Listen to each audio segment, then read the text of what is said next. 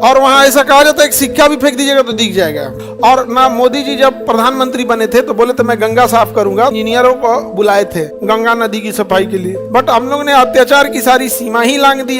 गंगा देख के भाग गया सब। जर्मनी की गंगा राइन नदी, सबसे साफ नदी राइन नदी, सबसे ज्यादा नाव चलती है राइन नदी, सबसे बिजी यानी व्यस्त रहने वाली, क्योंकि कोयला का ढोते हैं लोग, उसमें नौका पे कोयला लाद लाद के ले जाता है। सोचिए उसमें कोयला लाद के ले जाया जाता है, फिर भी सबसे साफ है, फिर भी सबसे साफ है। समझ में आ गया कि नहीं आ गया? और वहां ऐसा कहा जाता है एक सिक्का भी फेंक दीजिएगा तो दिख जाएगा, इतना साफ है। और ना मोदी जी जब प्रधानमंत्री बने थे तो बोले थे मैं गंगा साफ करूंगा, तो 2015 में राइन नदी की इंजीनियरों को बुलाए थे गंगा नदी की सफाई के लिए। एक हफ्ता बाद इंजीनियर बिना बतैले भाग गया। कहा बोलेंगे मोदी जी को? मोदी जी तो बोले थे कि हम गंगा साफ करेंगे। अरे भैया मोदी जी को भी यही समझना चाहिए, पहले पब्लिक को भी तो देखा जाए। पब्लिक जब तक जागरूक नहीं होगी, आप एक ओर से बनाएंगे एक ओर से बिगाड़ना चालू करेगा सब। जैसे आप देखिए ना, स्टेशन पे कुर्सी लगाया रहता है, ओकरा तूर देता है सब, क्या उठाइयों के लेके चल जाता है। गांव में अगर बल्ब लगाएगा सोलर से, सोलरवा गायब कर देगा, बैटरी गायब कर देगा, सोलर गायब कर देगा, और के बाद कुछ नहीं होगा तो पोल उखाड़ ले जाएगा, उसको 4 टुकड़ा में काट के भैंस का खूंटा बना देगा। वो पंपिंग सेट वाले का पाइप, पानी वाला पाइप, और लेके भाग गया सब। अरे बाबू बहुत होता है। राइन नदी का इंजीनियर ना गंगा देख के भाग गया सब।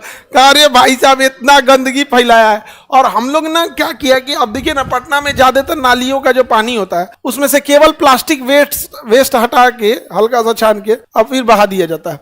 ये कृष्णा घाट जो बना है पटना में, इस कोचिंग के जस्ट उस साइड में होगा कृष्णा घाट। तो अभी तो कृष्णा घाट पे पुल बना दिया मरीन ड्राइव पे जाने के लिए।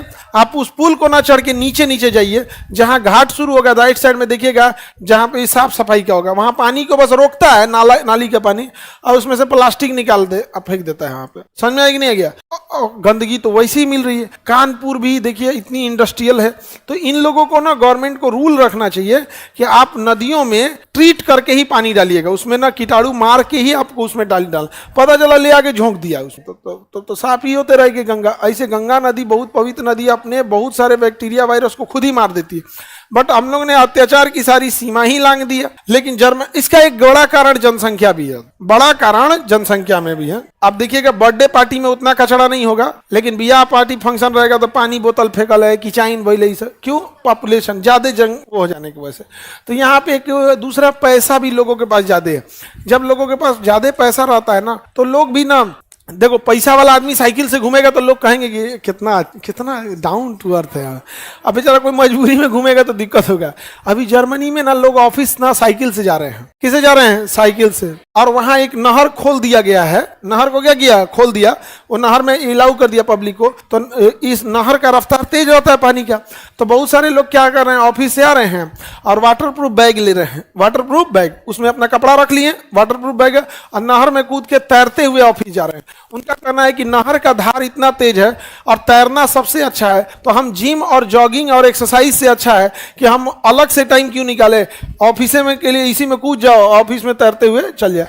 और हकीकत है बाबू, स्विमिंग से अच्छा कोई एक्सरसाइज नहीं है। Swimming and cycling, swimming cycling में भी तो थोड़ा उतना नहीं होता है, बट स्विमिंग सबसे अच्छा होता है। और वो लोग वहां जा रहे हैं, अपने मछली मारने लगेगा। बंसी फंसा के कोनो कर्मचारी को फंसा लेगा। ऑफिस जा रहे थे, टांग ले गए में फंसा। आइए अब रिश्वत दीजिए तो छूटेंगे। और ये तो यूरोप की दूसरी सबसे लंबी नदी डेन्यूब।